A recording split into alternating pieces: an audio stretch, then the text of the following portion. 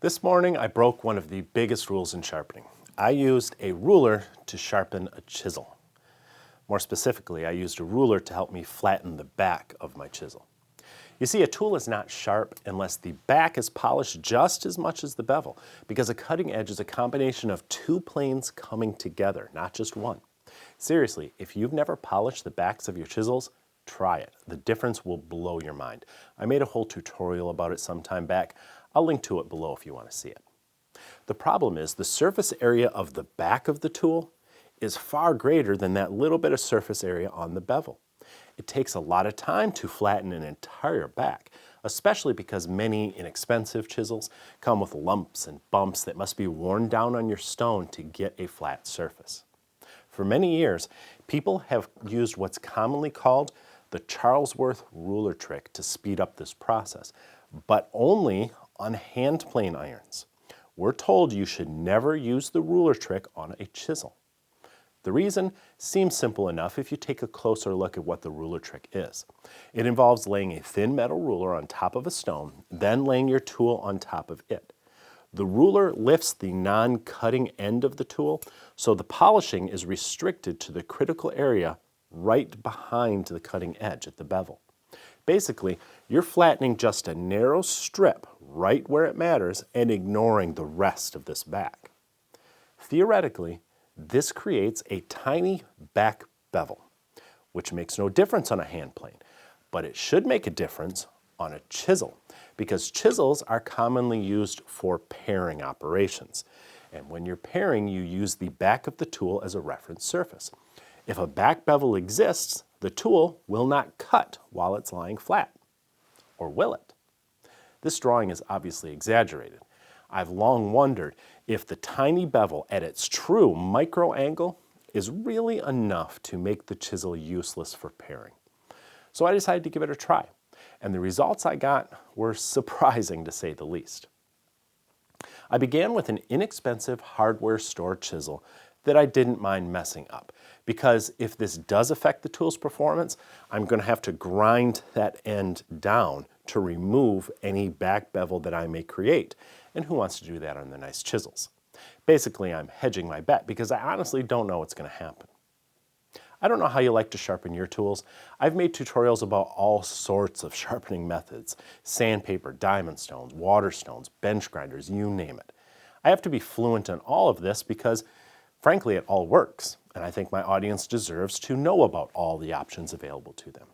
But when I'm working on my own, with my own stuff in the shop, I use my Tormek 90% of the time because of its speed and its consistency, especially with a brand new tool like this that's going to need a lot of extra work to get it properly tuned up.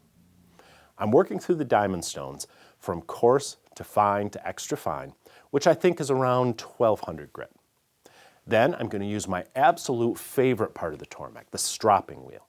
If you've ever hand stropped on leather, you know how just a few strokes can really polish up your edge. Power stropping is like taking hundreds of strokes in just a few seconds, and I can do it by hand without a jig, so it is fast and easy. Makes a big difference. Now that the bevel is finished, I have to turn my attention to the back of the tool, which looks pretty rough, a lot of machine marks.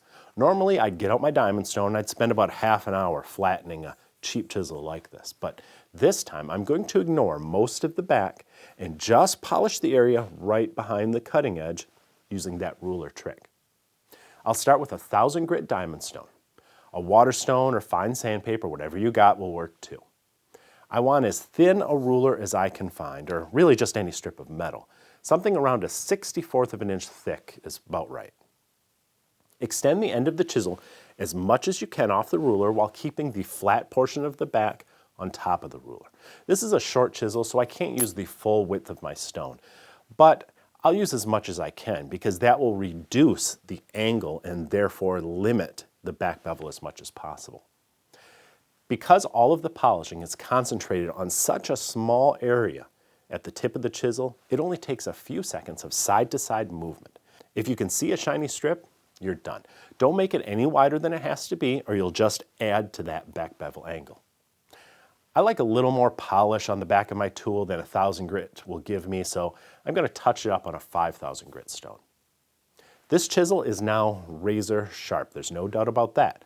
But have we affected its ability to pare wood using its back as a reference surface? Well, first let's compare it to another chisel, which was flattened in a more conventional way. You can see the polished surface extends about an inch from the end, which is usually how you would do it when you have that time and energy to spare. It's important to note that on a flat, even surface, even this chisel will not cut much because there's nothing for it to dig into. To begin cutting, you have to raise the end up slightly, allowing the tool to dig into the surface of the wood and start making shavings. Likewise, my ruler sharpened chisel does not cut when it's laying flat on the surface, but it cuts very well when it's slightly raised. My point is, for most day-to-day applications, any tiny back bevel is entirely irrelevant because you're almost always angling the tool at least a little bit when you're using it. But there are some applications where the back must be kept flat on the wood. For example, notice this little step of wood in the corner of this 90-degree cut. You may encounter something very similar on a rabbet or a tenon or while dovetailing or some other type of joinery. This is exactly the type of paring operation that we're told a ruler sharpened chisel can't do because you must keep the back of the tool flat on your reference surfaces so you can cleanly and evenly remove that waste in the corner.